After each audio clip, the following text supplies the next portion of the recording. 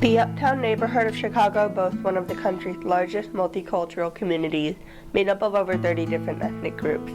Yet its diverse residents are facing welfare, housing, and ethnic injustice. Low-income Caucasians who came from the South to seek work instead found deteriorating buildings, rising rent prices, and a broken social welfare system. Others, like the Cambodians, came as refugees fleeing war-torn countries. As victims of the Khmer Rouge's genocidal campaign, which led to the deaths of over 2 million people, or around 25% of the population, about 100,000 refugees migrated to America starting from the mid-70s. As they struggled to adjust to a new life in a strange country, they also struggled to heal from the trauma that war brought upon their homeland. Cambodian community advocate Kompa said that when he arrived in America, I feel empty. I feel like we have to begin from zero, you know. So that's why I feel so empty, lonely, stressed, depressed. When you lost everything, you know, your mind should not function well. It lost everything, and you cannot focus, lose concentration. I cannot plan because my mind should not concentrate, you know. As stated by Katharya, being politically displaced means a physical uprooting and a psychical and spiritual disconnect from land, history, and identity. America has a complicated history with Cambodia. Prior to the 1975 Khmer Rouge overthrow of the Cambodian government, America had been bombing Cambodia for about 5 years to weed out Viet Cong revolutionaries in hiding with a lack of care for civilian casualties. After the takeover, the U.S. also voted twice in favor of a Khmer Rouge official on the Cambodian seat of the UN. America accepted Cambodian refugees in their time of crisis, but did not provide enough resources to ensure that they would be able to safely restart their lives.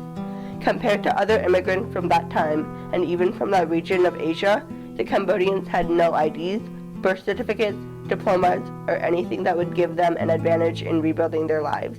Everything had been lost in the genocide. In fact, the Cambodians were at a socioeconomic disadvantage.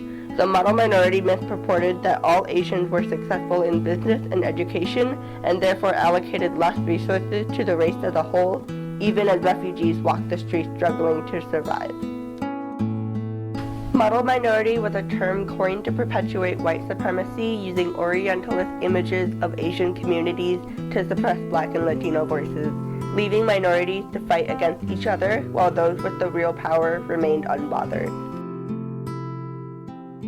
A healing garden was initially built as a site of peace and community for those who had been displaced, but misunderstandings between the Cambodian community and the city led to the loss of this space in 2002.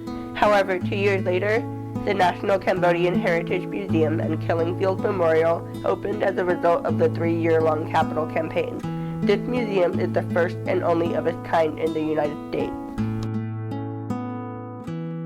The museum works in tandem with the Cambodian Genocide Research and Education Center, run by Kompa to educate both the general public and other Cambodians about the truth of the Khmer Rouge regime, the root cause of the genocide, and the unabridged history of Cambodia.